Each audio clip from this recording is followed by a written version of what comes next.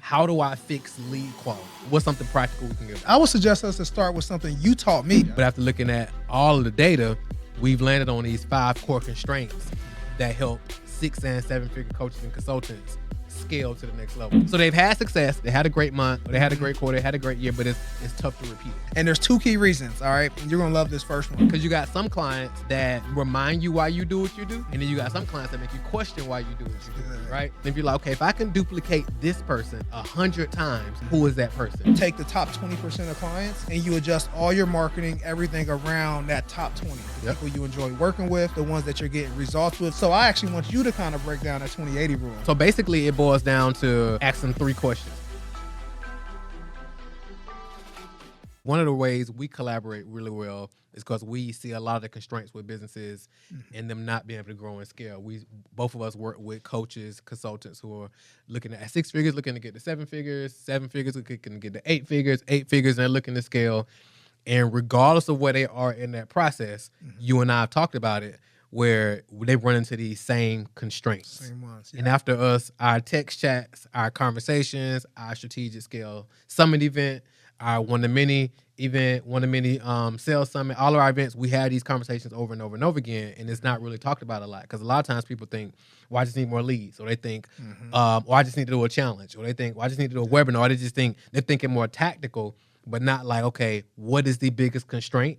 And they're not able to like figure, okay, this is my number one constraint. Let me focus on that for 90 days. And then once I fix that, let me focus on this for 90 days. What's my next constraint? And then thinking from a constraint standpoint. So I would love to have a conversation and we dive deep because I know based on us going back and forth and looking at all of our data, because we've helped our clients do some crazy numbers.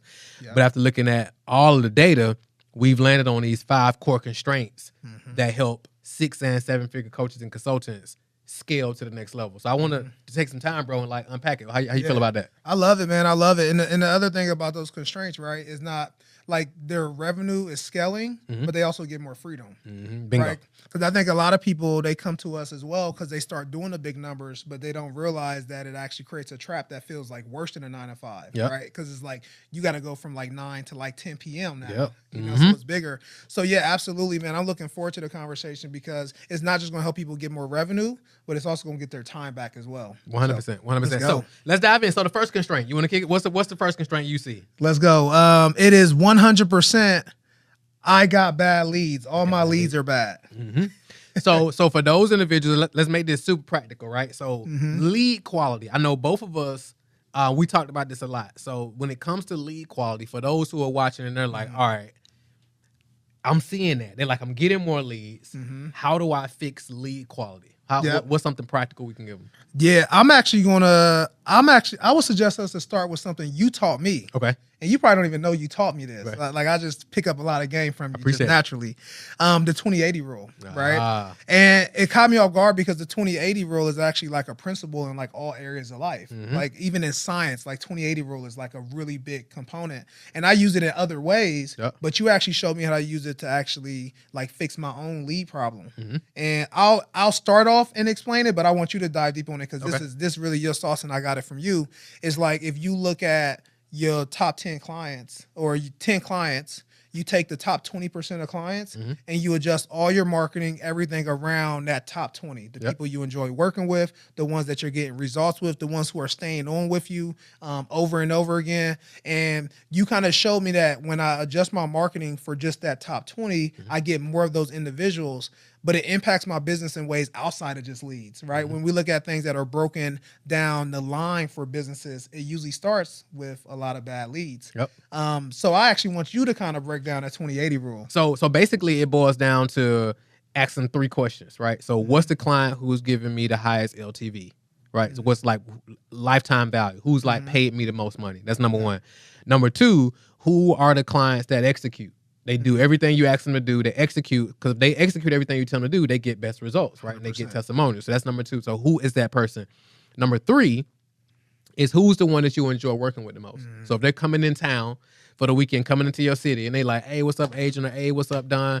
I'm gonna be in the city. Let's grab lunch, or let's grab like. Would you carve out time to like go hang out with them, or would you be like, absolutely not? You know what I'm saying? Like those clients, because you got some clients that make you remind you why you do what you do. Right. And then you got some clients that make you question what you do. Right. Why you That's do what good. you do. It remind, so you got some clients that remind you why you do what you do. And then you got some clients that make you question why you do what you do. Right. So it's like, okay, who is that person? If you're like, okay, if I can duplicate this person 100 times, who is that person? And and every business owner who's serving clients, they can look at their roster and their historical roster and be like, okay, that's the person. And then I'll tell the client, I'm like, what's that person's name? And they might be like, well, Kim or Lisa or Michael or Adrian or whatever. And I'm like, all right, cool. Every time you write an email, every time you write a piece of content, every time you create an ad, you're writing to Adrian, you're writing to Don, you're writing to David, you're writing to Lisa every time. So now everything is,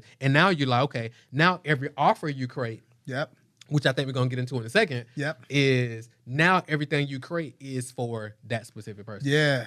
And it's so good because when you think about your life, right, and the satisfaction you get, like you start to really feel purpose. And I know I experienced that at one point in time because I was getting a lot of people to pay me, but they weren't necessarily people I wanted to work with, right? And I didn't know that they were people I didn't want to work with. And the downstream effect of that was something so much bigger than I thought. 1,000%. And LTV is something big because I know a lot of times when coaches need to scale from that 6 or 7 figure mark, a lot of coaches are sitting on like a bunch of dollars because they got these people they served, but they never offer the extension to that next person. And it makes it so much easier when like they're your ideal client, right? You want to hang out with them. And I know you do fly-ins like every quarter with like your clients. And it's like, imagine like your fly-ins and it's with nothing but the people that you want to work with. And I love it. That's why I enjoy them. Because again, like you said, we kicking it with clients that we enjoy. We just got back from vacation and Tuesday I was on call with clients. And it was like, it was enjoyable. I was like, I actually missed y'all. I've been away for like 2 weeks. I missed y'all. So 100%. So because I got to a point where as we scaled, we had thousands of clients and hundreds of clients on roster at a time, hundreds of clients in the room at a time. And it was like, dang, I enjoy working with these top 20% the most. So like, what if we built the business around just these top 20%? Yeah. And it's like, I know we're going to jump into, because the next one is offer, but I want to touch on this because I know that this is really, really important when it comes to the top 20 is most people are afraid of that because they start to notice some changes when they make those adjustments. For example, your cost per lead goes up significantly at times. When you make that change. And I want to call out what I actually experienced firsthand. So I recently tightened up our messaging following the same rule to target a specific person for our webinars. And my cost per lead literally doubled. Like it went from like, and our cost per lead was already high, right? Some people quote unquote, high, right? But it went from $20 to $35 per lead. But our show rate doubled for our webinars because people are more high intent. Our close rate was much higher. So yes, we like took that hit at first, but it's like now like our pipeline is just full of people that we want to work with. Exactly. Yeah. So the key is with that is like a lot of times people be talking about cost per lead, but the real metric is like what's your EPL, not your CPL. Like what's your earnings per lead? Like how much is the lead worth? So somebody say, well, are these leads too much? I was talking to a client the other day, somebody we both know, I won't say his name, but he was showing me his lead and he was like, hey, we're doing this challenge. And you know exactly what I'm talking about. And he was like, we're doing this challenge. And he was like, well, some of my lead costs is going up. So I shut some of those off and I doubled down on these. And I was looking at his ad account and I was like, all right, well, which one of these lead costs? He was getting leads for like $3 or $4. And I'm like, hey, which one of these leads were you saying were too high that you turned off to double down on the other ones? And he was like, well, these right here. And I'm like, these like $3 or $4 leads. And he was like, yeah, but I'm getting some other ones for like $1. So I shut these off and I'm doubling down on these. But all his numbers tanked. Like his short rate tanked. All his back end numbers tanked because he turned off the $3 or $4 leads, which is, and I was like, bro, if you getting $3 to $4 leads, I'm like, that's insane. Yeah, that's insane. And he was like, is it? I'm like, bro, that's crazy. But again, how much is a lead worth? If you're spending $100 per lead, but the lead is worth $10,000, would you rather get a $1 lead that's worth $2? You know what I'm saying? So I think we got to just look at our economics 100%. Different. 100%, and you get that fulfillment, right? So that's good. That's the first constraint. That's the first constraint. Let's go. The second constraint is offer structure. Yes. I know me and you and I, we talk a lot about the offer. Right? We talk a lot about the offer. So what have you found? I think what I see From an offer standpoint, it's the offer is too heavy. Like the onboarding is messed up. A lot of times people will create an offer and it's like irresistible, but they don't think about like, all right, cool. Once this person buy, like I've been behind the stage, like backstage at events or in the green room. And the people who are doing the event, they're like, "Oh, we're gonna do this," and they're making up their offer like on the fly. You probably seen this as well. But they haven't thought about fulfillment. 100%. But they're like, "Oh, this offer gonna be irresistible. We're gonna charge this, boom, boom, boom, boom," and they'll go out there and sell, and they'll do a rush, and they'll have a rush of buyers, but they haven't really thought through fulfillment, 100%. And then they get chargebacks and all these different things and bad reviews. So, because then I think about onboarding and this, and the third, right? And again, that's something we spend a lot of time talking about. Like, okay, if we do this, what's going to be the onboarding process? How are we going to streamline this? And I know you go super in depth on like even how you've designed your onboarding process. So, so talk a little bit about like offer structure. Yeah, I think the biggest, it goes back to the last point, right? The first constraint, which was leads, right? The 20% rule. So the beautiful thing about when you start getting like the top 20% of the clients that you want to work with, it also makes your delivery better because it's more rinse and repeat. Entrepreneurs, business owners in general, we naturally like have this knack to like go solve new problems. But businesses that are successful, that make the most money, they just solve the same problem and they get really good at solving the same problem. And I want people to think about this, right? So if I got the same offer and I hire a team that actually comes in and fulfill that offer, and it's the same offer, step by step, rinse and repeat, same thing over and over again, it's boring, right? Because that's what we call it. We call it boring. It makes it so much easier for my team to fulfill. Things aren't changing, right? Like it's the same process over and over again. The same type of person is getting the same type of help. It's very rinse and repeat. But what I see a lot of times is people have so many offers, right? And then they get upset at their team because they're like, oh, like you're messing up. Well, it's like, well, you got them like basically focusing on 4 to 5 different offers at a time. And so the fulfillment is just broken across the board. So there's a different onboarding process. There's a different extension process. Coaching calls are on different days. Different assets have to be delivered, right? So like we don't think about how much it impacts things like across the board when we have so many offers. And what I've seen is like literally the first thing we do with most of our, and you probably do the same thing with 100%. Your clients, we remove about 80% of their offers 100%. On average. They'll have about 6 to 7, you know, high ticket. I'm not talking about just like digital offers. No, like 5, like 6, 7 high ticket offers. And we literally have to look which one is getting the best results. And we cut the rest of them. And they feel the hit, right? Sometimes they'll feel the hit, but then it's like 2 or 3 months, like their business looks completely different because 100%. They cut a lot of the noise. 100%. Even if you think about like huge companies like Apple, like when Steve Jobs got fired from Apple, Apple was actually on the verge of like bankruptcy. They brought Steve Jobs back on. They had created all these different products. The first thing Steve Jobs did was like eliminate 80% of the product line and was like, we're going to focus specifically on the iMac. They eliminated everything else. So it's the same process, the same philosophy. So it's like, because again, it goes back to constraint number 1. If we fix constraint number 1 and we're building around Mike or Lisa or whoever, it's like, what is that one offer that if you just sold it to that person, then people get caught up on like, well, I need to downsell for the people who ain't ready yet and blah, blah, blah. And it's like, well, if they ain't ready yet, they're not that person. Right. So let them become that person. It's okay to like decline 80% of the people that reach out to 100%. Just to focus on the people that you want. 100%. That's good. And I want to start another point of the constraint is the onboarding process. You 100%. Mentioned it, right? Most people have really, really bad onboarding processes. 100%. And from my experience, the onboarding process is 50% of the fulfillment. I agree. Yep. I agree. Because most people, we don't think, most people have buyer's remorse no matter what. I can go buy a car and I'll have buyer's remorse and I've been wanting this car forever. It's just a natural human instinct. Because when you buy something, it loses value like immediately. Like as soon as you buy it, it automatically loses value. Because it's not you're like, okay, it's cool. And first impressions are everything, right? We've been taught that since we were kids, right? And first impressions matter even more once I pay you my money, right? And so if you give someone a bad onboarding experience, it doesn't matter how good, like it's so hard to recover from a bad onboarding experience to the point, even if you get that person A1 results, if you gave them a bad onboarding experience, they don't want to spend money with you because they remember the time when they spent money with you, they had a bad experience and they're kind of traumatized from it. Bingo. Because it's a metric where, in the SaaS world, TTVs, like time to value. Like when somebody pays you money, how fast can they get value? So a great example of this, and we can go to the next one, is you remember Radio Shack?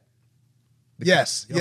So Radio Shack, for those who don't remember, you could go there and buy your technology. So you bought like laptops or camcorders or whatever, right? Yep. And back then, when you used to buy a piece of technology, I don't know if you remember it or not, but the first instruction was to take it home, plug it up, and let it charge 24 hours before you use it. But if you notice now, it ain't like that. Yeah. The SaaS companies, they're looking at time to value. So if you go buy a phone now or a laptop now, it's automatically charged up. Yep. And not only is it automatically charged up, it already got all the apps on it that you're going to use as well. Because they want you to immediately use it. They want you to immediately get value. And they want you to post and be like, hey, I just got my new phone. Yeah. Because that's the time to value. So if you think about it, when somebody pays you money for your coaching program or your service or whatever, it's like, how fast can you get them a transformation? That does, or get them some type of result. An emotional win or some type of win. And that doesn't mean access to your portal, because they didn't pay you for the portal. It's like, how fast can you get them some type of win? Because if you can get them a win quickly, you got them for life, and that ties back to that LTV we was talking about. That's good. This is a whole master class. It's a whole master class. It's a whole master class.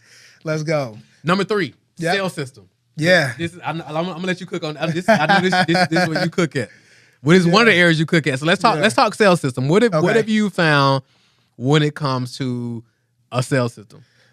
100%. And I'll start with this. Yep. And I know you can speak to this. I initially started, when it comes to scaling sales system, with building sales teams. Yeah. But of course, if you want to, with a sales team model, it's great. There's nothing wrong with it. But of course, it ties to what you said earlier. Yeah. Headcount. Yep. Which leads to more management and so forth. Yeah. So it's a thing you can leverage when it comes to a sales system. But I want you, of course, you talk a little bit more about it as well. Yeah. That was one of the things we connected on too, was just like, and I told you've been running these type of stuff, and we're going to jump into it. You've been running these for over a decade. Yeah. And you didn't even realize. I didn't even realize. I was like, bro, I learned this from you. The biggest thing with sales systems is that most people's sales systems don't have enough leverage, right? So what that means, especially when you become like a 6 or 7 figure coach, is like the one thing that happens is like your time becomes extremely limited, even if it comes to money making activities. And it really comes down to, how can I use more of my time to create more leverage for more dollars to be made? And if I'm on one-on-one sales calls every single time, what ends up happening is I have a limit on how fast I can grow. And so even if I have a 60% close rate, right, there's still a limited amount of sales calls that I can actually take, which means my business is limited, which means that I'm not building a scalable business. And so one of the things that we see that most coaches put in place that really allows them to scale is a one-to-many selling system, where I can leverage 1, 2, 3 hours of my time to be able to essentially close multiple people at once. And when you do this, you end up having a very repeatable sales process that you can do over and over again, and it becomes very, very predictable. So you start to know your numbers more. You know when you can afford to hire a new team member. You start to be able to make these things shake because of that. Now, you brought up a good point, because I know you said recently, you told me you got rid of your sales team. Yeah, for sure. Right? And you used to have like what, a 10? I went through a few different phases of sales teams. At one point, I think our biggest sales team at one point was 8 people. I think we had like three or four closers, like 4 or 5 setters. And then we ended up firing that team, and then we went through another sales team build. So we went through a few different iterations of it. And you know what's interesting is like sales calls aren't bad, because some different, some business models, it works better. But it's like, even if you do have a sales team, if they're booking with your sales team from a one-to-many sales presentation, the close rate literally triples. 100%. And it's easier. Your sales team is now able to close deals in 30 minutes instead of 3 1-hour phone calls. Like, everything becomes more efficient. I believe every great CEO needs to know how to present. And we've seen it with Steve Jobs. We've seen it with Steve Jobs. Yeah. We've seen it with Steve Jobs. 100%. So to your point is like, you can go one-to-many selling system where you're pitching directly from the event, or you can go to one-to-many selling system where you send into a book call. But like you said, if they've been with you for an hour, 2 hours, 3 hours, 4 days, 3 days, or whatever, now you send them to the team for a call. They're way more indoctrinated. It's a lot more easier. And now, of course, like the call per dollar, increases significantly. Or the dollar per call increases. Yeah, your close rate increases, show rate increases, right? And people, most of the time when I do one-to-many selling presentations, people know the price before they get on the call. The coaching industry is one of the only spaces where people don't know the price of something until they get on the call. That's interesting. What other businesses like that? I don't know the price. That's a good point. That's a good point. I never thought about it like that. That's a really good point. Now, I want to be clear about something too, because I think people think of sales presentations and they think that it's only a webinar or a challenge or like me formally selling. Steve Jobs wasn't like running like we know Apple had their big sales event, which was key, but like Steve Jobs was crushing it in podcast interviews. He was crushing it in like just being out in public, just talking. Like your sales presentation becomes a part of your identity, but most people don't know how to shift beliefs when they have conversations and they focus on value, logic, you know, but that's not how people buy. Right. You know? Yeah. So that's one of the best skill sets is yes, you have the system, but I believe it's also the skill set that a lot of coaches don't have, which keeps them capped. 1,000%. And I think the beautiful thing is like while we're talking about these constraints, it's like it's about having all of them. Yeah. So it's like you've seen individuals who know how to generate leads really well, but don't know how to convert. Right. You got people who know how to convert, but they don't know how to get enough leads. Yeah. You got people who can get the leads and they convert, but they can't figure out, you know, the back end fulfillment. So they can't really scale. So it's like more clients for them is, you know, more painful. I was talking to a lady one time and she was doing like $250,000 a year. And she was like, I've always saw your marketing, but she was like, I saw one campaign you were doing and you were talking about, you know, how to get 30, 40 clients a month. And she was like, 30, 40 clients a month, it feels like pain for me because I can barely, you know, manage the clients that I got. So again, you got to have every piece of it. But I think in our world, it's so siloed where it's like, well, if I just do a challenge, I'll get to $1 million a year. Or if I can just do this, I can get to $1 million a year. And it's like, yeah, that's possible. But it's like, if you really want to build a sustainable business long term, you got to have, you know, every element in it and do it from a place of like, okay, what's my constraint right now? Yeah. Yeah. And I think success leaves clues, right? Like if you look at every top coach or every top expert in the industry, there's certain things that they have in place. Sales presentation is like number one, right? Alex Hormozy, Russell Brunson, right? Myron Goat, like all these people, they have one to many, and you got to follow what successful people are already doing. 100%. What's the fourth constraint? The fourth constraint is operations and bottom. This is one of those things that's almost never talked about, right? It's almost like, all right, operations, I'm gonna give it to my VA. But they like, what do you mean operation? This is one of those things that's almost never talked about. I want to ask you this question because I know like you have built what I see as a education-based company, right?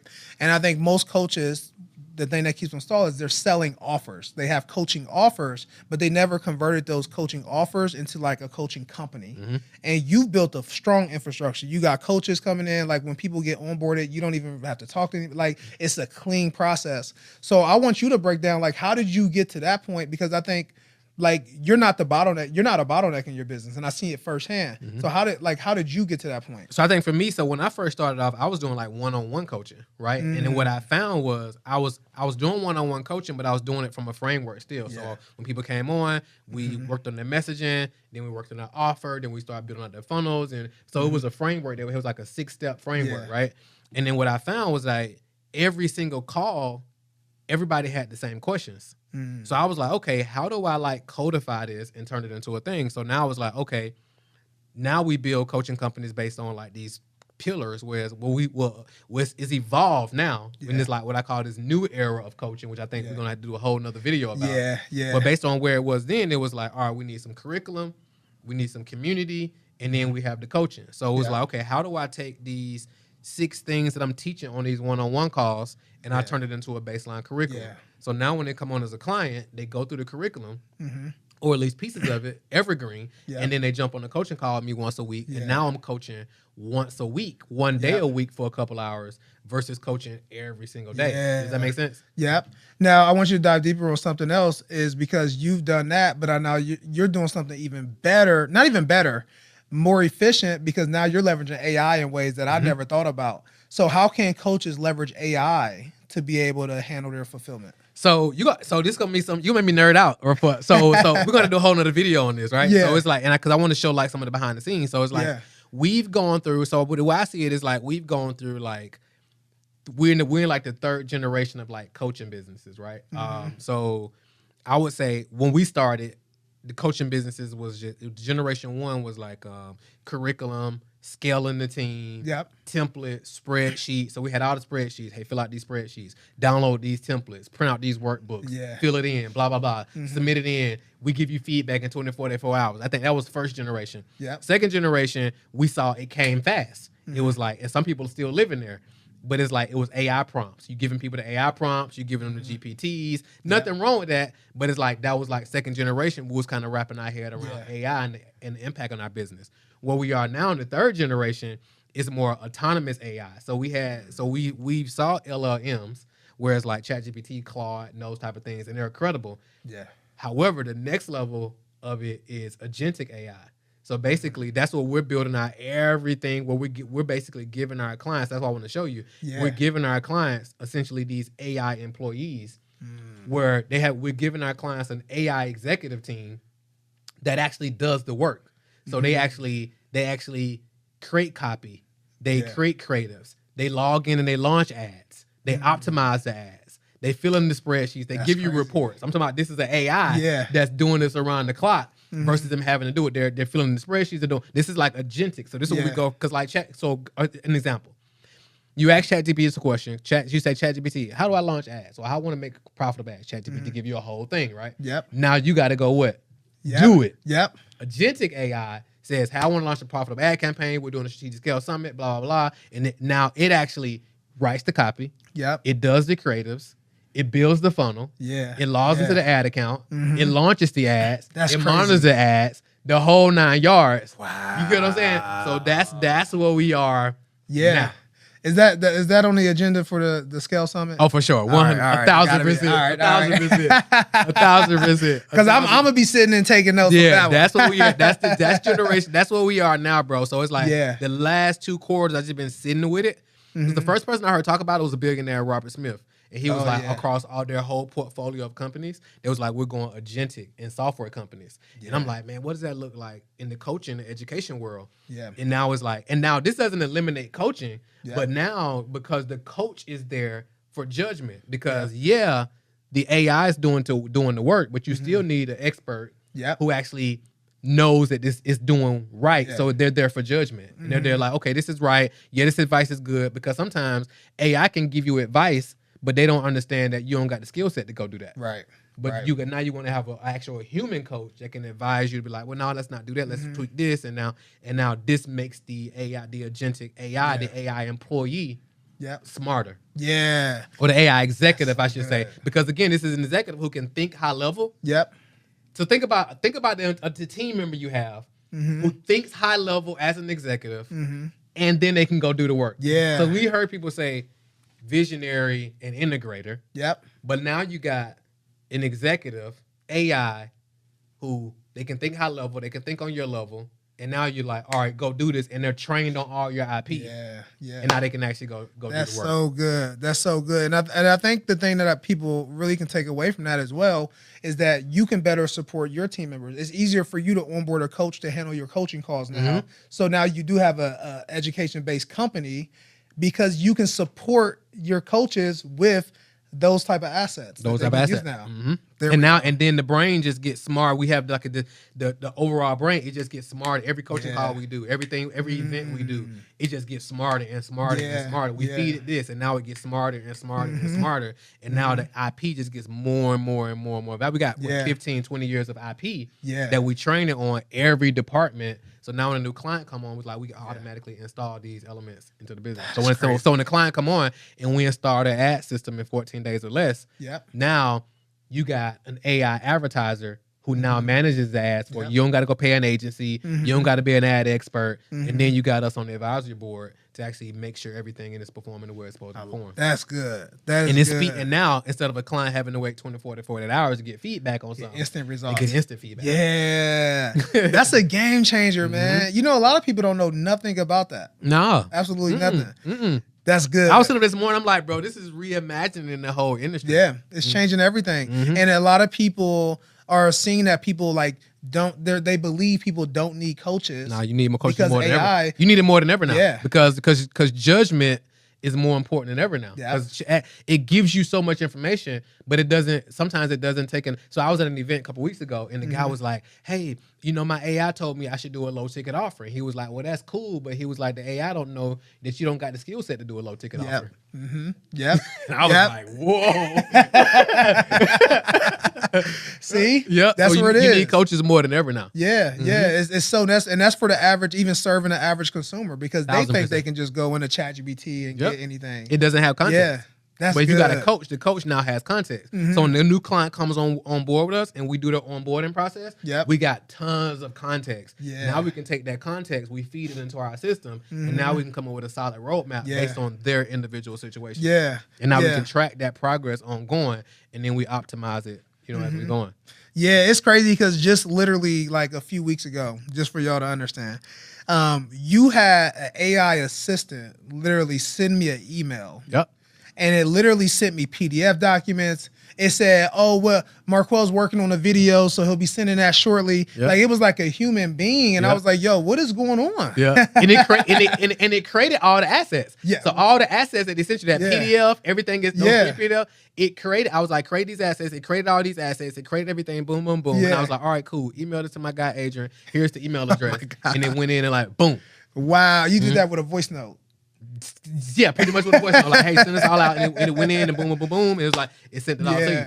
So when you think about like bottleneck, like being a bottleneck to your business, like in 2026 as we record this, it's literally no excuse. Nah, it's no excuse. And I know that like you and I know we still got another constraint, but like we're hosting an event in Atlanta. This time it's in Atlanta, the Strategic Scale Summit, where we're actually going to have people in person. It's like a live workshop, and like we're helping them figure out what are the AI assets that they actually need versus them just going to Lovable and just creating 20 apps that just sit there and they wasted all their time. Exactly. Yeah, that's so powerful. Just think about this, bro. The way we got this design, and we're going to dig into this at the summit, is when a new client comes on, they get the full AI-powered executive team. So this is marketing, this is sales, this is operations, this is client success. And you've worked in high-level corporate, and you've built companies with a corporate structure as well. And one of the biggest challenges is cross-training. So it's like marketing understanding what sales does. Sales doing understanding what marketing does. Sometimes they're actually beefing because the salespeople are blaming marketing and marketing is blaming sales. And then you got client success blaming sales. And then you got operations because they don't operate how marketing operates. So you got all these different things going on, right?